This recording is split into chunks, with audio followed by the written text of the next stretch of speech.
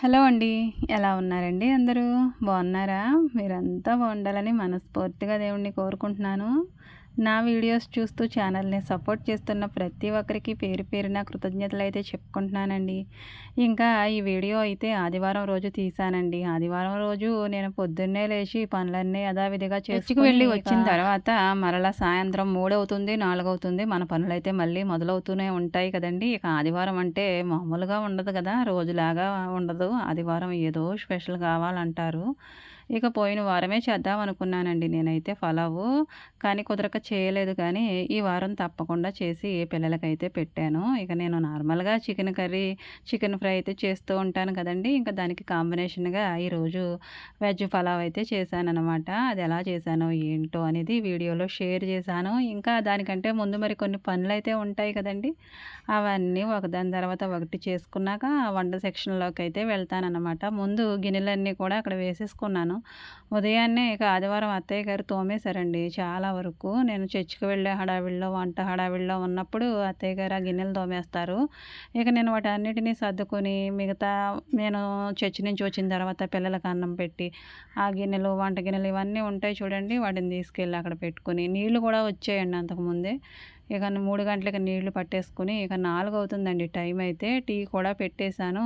Tea కూడా తాగిన తర్వాత ఈ గిన్నెల దగ్గర అయితే కూర్చున్నాననమాట. ఆదివారం రోజు కంటే కూడా ఏంటో కొంచెం పనులు ఇంకా ఎక్కువ పడ్డట్టు ఉంటాయండి. పడ్డట్టు ఉండడం ఏంటి, పనులు ఎక్కువ పడతాయి. ఇంకా నేను చర్చికి వెళ్తాను కాబట్టి ఉదయాన్నే గిర్రు గిర్రు బొంగరంలా తిరుక్కుంటూ పనులన్నీ చేసుకుంటూ 10 గంటలకల్లా చర్చికి వెళ్ళేసి మరలా 1 అవుతుందండి వచ్చేటప్పటికి.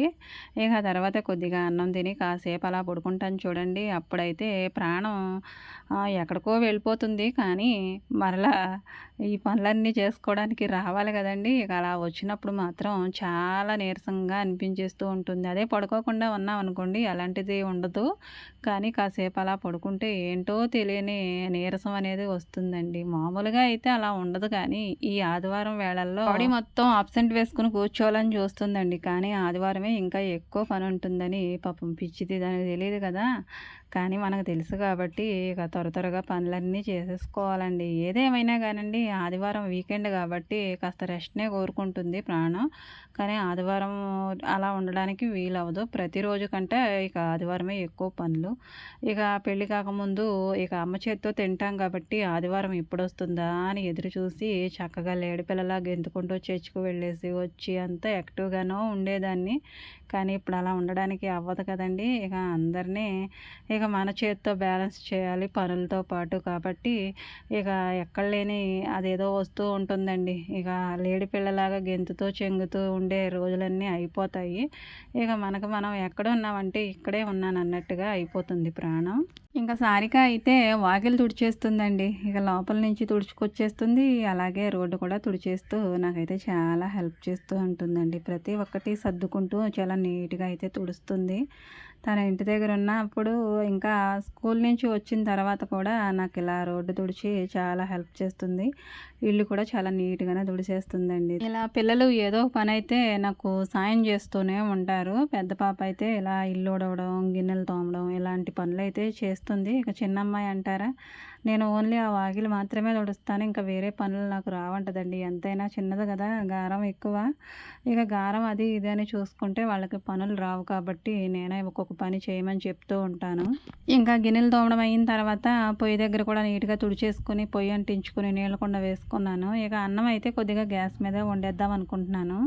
ఇంకా పలావ్ చేసుకుందాం అనుకుంటున్నాం కదండీ! ఇక దానికి కావాల్సినవన్నీ కూరగాయ ముక్కలన్నీ తరిగేసి నీట్‌గా పక్కన పెట్టుకుంటే ఒక పని అయిపోతుంది. ఆ తర్వాత ఇక అల్లం వెల్లుల్లి పేస్ట్, మసాలాలు ఇవన్నీ కూడా మరదలు, వదిన అయితే వాళ్ళిద్దరూ సాయం చేశారు నాకు. పాపం మరదలు తినకూడదండి. కానీ మరి నేను చేసుకుంటూ ఉంటే అలా చూస్తూ ఊరుకోలేక ఏదో ఒకటి అలా కూర్చొని ఉండే పనైతే నాకు చేయాలనే చూస్తుంది గానీ నేను ఏది చేయనివ్వకుండా తనని ఆపే ప్రయత్నం అయితే నేను చేస్తూ ఉంటాను. ఎప్పుడు పలావ్ చేసినా కానండి కూరగాయ ముక్కలైతే దాంట్లో ఎక్కువ ఉండేలా చూసుకుంటాను. నాకు అలా చేయడమే ఇష్టం. ఇక చిన్నప్పటి నుంచి పిల్లలకి కూడా అలాగే అలవాటైపోయింది. ఇక వేరే పద్ధతి అంటూ ఏమీ ఉండదండి నా దగ్గర. ఎప్పుడూ ఇదే ప్రాసెస్ అనమాట. నాకు వచ్చిన విధంగా ఇలానే చేస్తూ ఉంటాను. పిల్లలు కూడా చాలా ఇష్టంగా తింటారు. క్యారెట్టు, ఉల్లిపాయ, పచ్చిమిరపకాయ, బంగాళదుంపలు ఇవన్నీ కూడా తరిగేసి పక్కన పెట్టుకున్నాను. ఇంకా మసాలాలు కూడా అల్లం వెల్లుల్లి పేస్టు, మసాలా దినుసులు అదే పలావ్‌కి కావాల్సిన మసాలా దినుసులు, ఇంకా గరం మసాలాలు ఇవన్నీ పట్టుకోవడానికి చాలా ప్రాసెస్ ఉంటుంది కదండీ. ముందు వాటినైతే పక్కన పెట్టేసుకున్నాను రెడీ చేసుకొని. పలావ్ చేసుకోవడానికి ముందు మనం దాంట్లో వేయవలసిన ఇంగ్రీడియంట్స్ అన్నీ కూడా రెడీ చేసుకొని పెట్టుకున్న తర్వాత వంట సింపుల్‌గా అయిపోతుంది కదండీ. ఇక వేరే ఏదన్నా అయితే అలా కాదు, కానీ ఈ పలావ్‌కు మాత్రం అన్నీ ముందే మనం ప్రిపేర్ చేసుకొని పక్కన పెట్టేసుకోవాలి. అదే కూర అనుకోండి మసాలా తర్వాత పట్టుకోవచ్చులే అనుకుంటాను నేను. కానీ దీనికైతే మరి ముందే అన్నీ పక్కన పెట్టుకోవాలి కదా. అన్నీ ప్రిపేర్ చేసేసుకుంటే పని అయిపోయినట్టేనండి. ఇక పలావ్ శాతం ఏమీ పెద్ద పనిగానేమి అనిపించదు. నాకైతే అలా ఉంటుందండి. ఇవన్నీ రెడీ చేసుకొని అక్కడ కట్ చేసుకొని అన్నీ కూడా మర్చిపోకుండా వేసుకోవడం ఇదొకటి అనమాట. ఎందుకంటే మతిమరుపు ఉన్న వాళ్ళు ఒక్కొక్కటి మర్చిపోతూ ఉంటారు కదండీ నాలాగా, అందుకని చెప్తున్నాను. ఇక నేను ముందుగా గిన్నె పెట్టుకుని దాంట్లోకి సరిపడా ఆయిల్ అయితే పోసుకుని అది కాగిన తర్వాత ఈ పలావ్ సరుకులు కూడా అందులో వేసేసుకుని దోరగా వేయించేసుకుంటాను. పలావ్ సరుకులు ప్యాకెట్లు కొంటూ ఉంటే దాంట్లో ఈ ఆకులే ఎక్కువగా ఉంటున్నాయండి. అందులో ఉండే దినుసులు ఏమీ ఉండట్లేదు. దాన్ని విడివిడిగా మన దగ్గర ఉన్న మసాలా సరుకుల్లోంచి తీసుకుని నేను కొద్దిగా యాడ్ చేసుకుంటూ ఉంటాను. మనం కొన్నవి అయితే సరిపోదండి, దానికి ఫ్లేవర్ అయితే సరిపోదు. ఇంట్లో ఉన్న మసాలా సరుకులు కూడా నేను కొన్ని వేస్తూ ఉంటాను. ఇక అవి వేగిపోయిన తర్వాత ఈ కూరగాయ ముక్కలన్నీ కూడా ఉల్లిపాయలు, పచ్చిమిరపకాయలు, బంగాళదుంపలు, క్యారెట్, టమాటో ఇవి వేస్తూ ఉంటాను.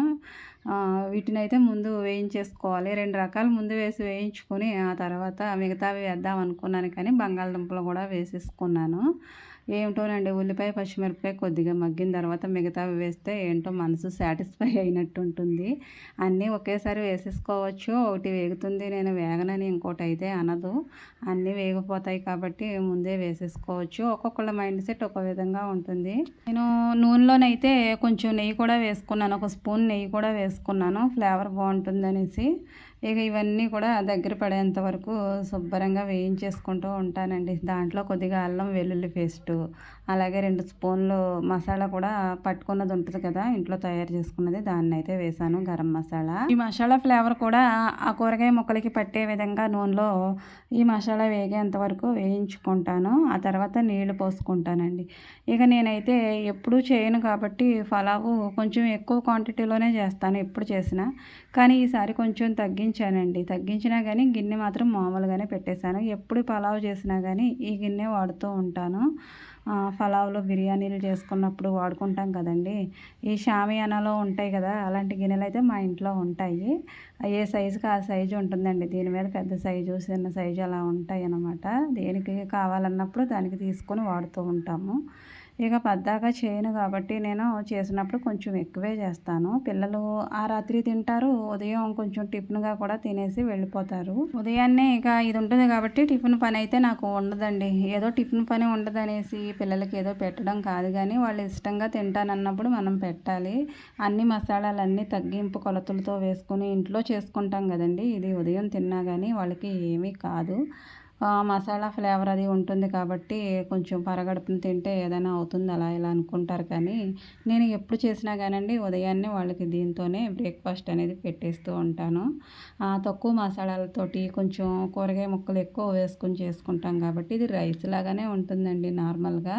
ఈ నీళ్ళైతే నేను 4 గ్లాసులు తీసుకున్నాను రైసు. 4 గ్లాసులకి 9 గ్లాసులు పోసానండి. ఒక గ్లాస్ ఎక్స్ట్రా పోసుకున్నాను. 8 పొయ్యాలి, కానీ నేను ఒకటి ఎక్కువే పోసుకుంటాను. ఇక అది మరిగిపోయిన తర్వాత మరిగే మధ్యలోనైతే నేను ఇంకో 2 స్పూన్లు మసాలా, కొంచెం అల్లం వెల్లుల్లి పేస్ట్ కూడా వేసుకుంటాను.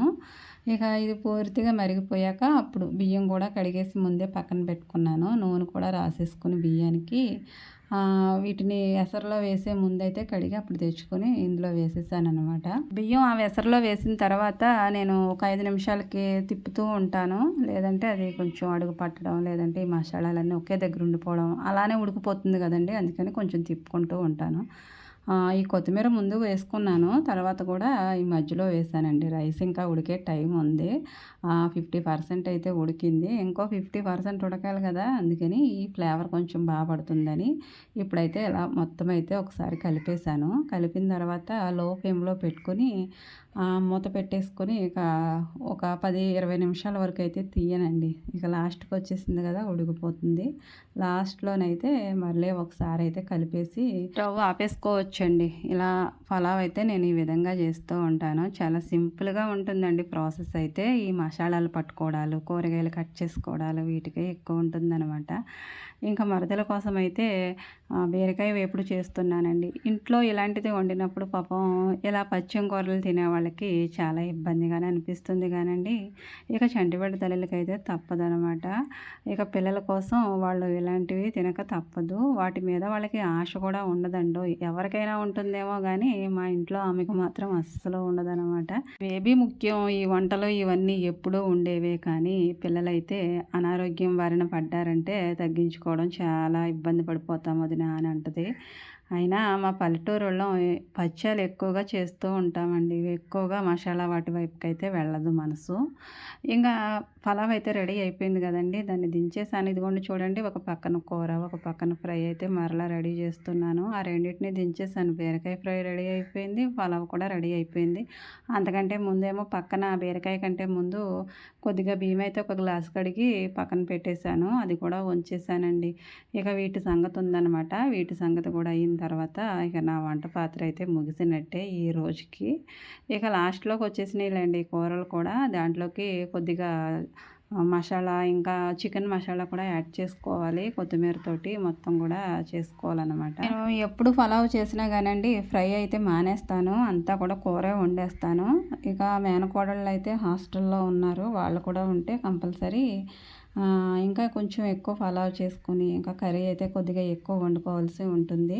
ఇక వాళ్ళు లేరు కదా, వీళ్ళే కదా అనేసి నేను ఇలా తగు మాత్రంగా అయితే పలావ్ చేసి ఇంకా కొంచెం కూర, కొంచెం ఫ్రై అయితే చేశానండి. పలావ్‌ని ఇంతవరకు పలావు అనేవారండి. ఇప్పుడు బిర్యానీ అంటున్నారు, పలావ్ రైస్ అంటున్నారు, ఏవేవో పేర్లు పెడుతూ ఉన్నారు కానండి. నేను మాత్రం పలావే అంటాను. ఇంకా దాంట్లోకైతే కూర వేసుకొని ఎక్కువ ఇష్టంగా తినేవారండి మా వాళ్ళు కూడా. కానీ ఫ్రై చేస్తున్న దగ్గర నుంచి దీని టేస్ట్ బాగా అలవాటైపోయింది కదా! ఇక పలావ్‌లోకి కూడా ఫ్రైయే వేసుకొని తినడానికి ఇష్టపడుతున్నారు. ఎలా ఉంటుందో చూద్దామని నేను కూడా కొంచెం టేస్ట్ చేశానండి. ఎప్పుడు కూర తిన్న ప్రాణం కదా! ఫ్రైతో తినేసరికైతే కొంచెం డిఫరెంట్‌గా అనిపించింది. టేస్ట్ బాగుంది. హోటల్లో మనం తింటూ ఉంటాం కదండీ! ఫ్రై పీస్ బిర్యానీ అలాంటివి. ఇక అలా అనిపించింది నాకు. ఇంట్లో చేసుకున్న వాటితోనే మనం చక్కగా ఆరోగ్యంగా హెల్తీగా ఉండే ఫుడ్ అయితే చేసుకోవచ్చు. ఫ్రై కావాలంటే ఫ్రై, కూర కావాలంటే కూర. ఇవన్నీ మన చేతులతో మన పిల్లలకు వండి పెట్టుకుంటే హెల్తీగాను ఉంటారు. ఇంకా టేస్టీ కూడా బాగుంటుంది. ఇంకా ఫ్రై అయితే రెడీ అయిపోయింది. దాన్ని అయితే ఆపేసానండి. ఇంకా కూర ఇంకా కొంచెం మిగిలిందనమాట. దాన్ని దగ్గర పడేంత వరకు ఉడికించి ఆపేస్తాను. ఇక నేను ఫ్రెష్ అయ్యి వచ్చే వరకు దీన్ని ఇలా లో ఫ్లేమ్‌లో పెట్టుకొని ఉంచుతాననమాట. వంట చేస్తున్నప్పుడు ఆ పొయ్యి దగ్గర నుంచొని అలా చేస్తూ ఉంటే చెమటలు కారిపోతూ ఉంటాయండి. అలా ఒక్కసారిగా ఫ్రెష్ అయ్యి వచ్చేసరికి ప్రాణం హాయిగా అనిపిస్తుంది. అప్పుడు ఫ్రెష్‌గా పిల్లలకైతే అన్నం వడ్డించేయొచ్చు. వంట చేసిన వెంటనే వడ్డించేసామనుకోండి చిరుబురులు ఆడుకుంటూ మనం ఒకటంటే వాళ్ళు ఒకటి అంటారు. చాలా చిరాకుగా అనిపిస్తుంది. అందుకని ఫ్రెష్ అయ్యి వచ్చిన తర్వాత వీళ్ళకి వడ్డిస్తాను. ఏ పనైనా కానండి మనం కొంచెం ఫ్రెష్గా ఉండి చేసామనుకోండి అది ఇంకా ఇంట్రెస్ట్గా అనిపిస్తుంది. పొద్దున్నే గ్యాస్ స్టవ్ క్లీన్ చేసుకొని వంట చేస్తే ఏ విధంగా ఉంటుందో ఫీలింగు ఇక సాయంత్రం వేళల్లో మనం కూడా నీట్గా ఫ్రెష్ అయిన తర్వాత అందరికీ వడ్డిస్తే ఆ విధంగా ఉంటుందన్నమాట. కొంచెం ఎర్లీగా తినేసేవాళ్ళు ఉంటారు, కొంచెం లేట్గా తినేవాళ్ళు ఉంటారు. మేమైతే 8 అవుతుందండి టైము. ఇక అప్పుడైతే పిల్లలకు వడ్డిస్తున్నాను. ఎందుకంటే ఈరోజు మరి కొంచెం వంట ఎక్కువగా ఉంది కాబట్టి ఆ టైం అయిందనమాట. ఇంకా కూరలో కొంచెం నూనె ఎక్కువైనట్టు అనిపించింది. ఒక్కొక్క కోడికేమో మరి కొంచెం అది నూనెలానే ఉంటుందండి. దాంట్లో మనం చూసుకొని నూనె తగ్గించి పోసుకోవాలి. నేను మామూలుగా పోసేసాను. అందుకే అలా కనిపిస్తూ ఉంది. చాలా కష్టపడి ఇష్టపడి పలావ్ అయితే చేసేసాను. చికెన్ కర్రీ అలాగే చికెన్ ఫ్రై కూడా చేశాను. వీటితో పాటు నా వెనకాల ఉన్న గిన్నెలు కూడా చాలా బాగా కనిపిస్తూ ఉన్నాయి కదండి! వాటిని కూడా రేపు క్లీన్ చేసేటప్పుడు ఉంటుందన్నమాట అసలు పని. వీడియో కనుక ఇంతవరకు చూసినట్లయితే నచ్చితే లైక్ చేయండి, కామెంట్ చేయండి. Thank you for watching.